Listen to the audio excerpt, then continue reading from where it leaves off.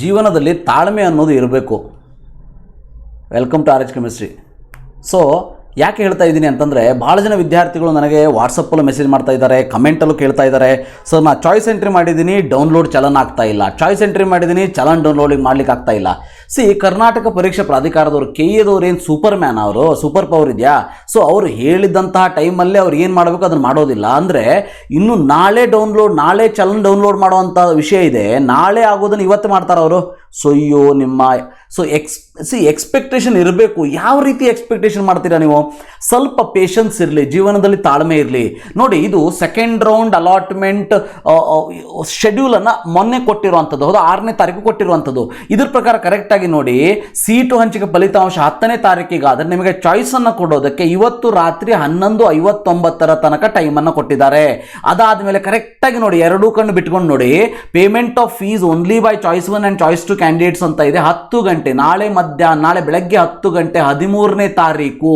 ಇವತ್ತು ನೋಡಿ 12/12/2021, ನಾಳೆ 13/12/2021ರಿಂದ 15ನೇ ತಾರೀಕು ತನಕ ಟೈಮ್ ಇದೆ ನಿಮಗೆ. 13, 14, 15 3 ದಿನ ಟೈಮ್ ಇದೆ.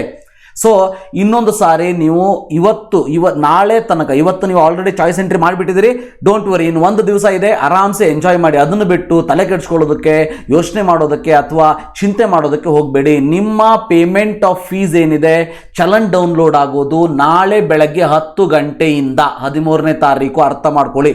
ಅದಕ್ಕೆ ನಾನು ಈ ವಿಡಿಯೋದಲ್ಲಿ ಸ್ಟಾರ್ಟಿಂಗಲ್ಲಿ ಹೇಳಿದ್ದು, ಜೀವನದಲ್ಲಿ ತಾಳ್ಮೆ ಇರಲಿ. ನಾನು ಈ ಒಂದು ಶೆಡ್ಯೂಲನ್ನು ಆಲ್ರೆಡಿ ಮಾಡಿದ್ದೀನಿ, ವಿಡಿಯೋವನ್ನು ಕಂಪ್ಲೀಟಾಗಿ ನೋಡಿ. ಸೊ ಅದಾದ ಮೇಲೆ ನಿಮ್ಮದೇನಾದರೂ ಕ್ವಶನ್ ಇದ್ದರೆ ಕೇಳಿ, ಓಕೆ? ಸೊ ಬೇಜಾರು ಮಾಡ್ಕೊಳ್ಬೇಡಿ, ನಾನು ಬೇಜಾರಿಂದ ಹೇಳ್ತಾ ಇದ್ದೀನಿ ಅಂತೇಳಿ, ನಾನು ಖುಷಿಯಿಂದನೇ ಹೇಳ್ತಾ ಇದ್ದೀನಿ. ಸೊ ಬಟ್ ಸ್ವಲ್ಪ ಪೇಷನ್ಸ್ ಇರಲಿ, ತಾಳ್ಮೆ ಇರಲಿ ಜೀವನದೊಳಗೆ. ಅವ್ರು ಕೊಟ್ಟಿದ್ದ ಡೇಟ್ ಆದರೂ ನೋಡಿರಿ ಸ್ವಲ್ಪ.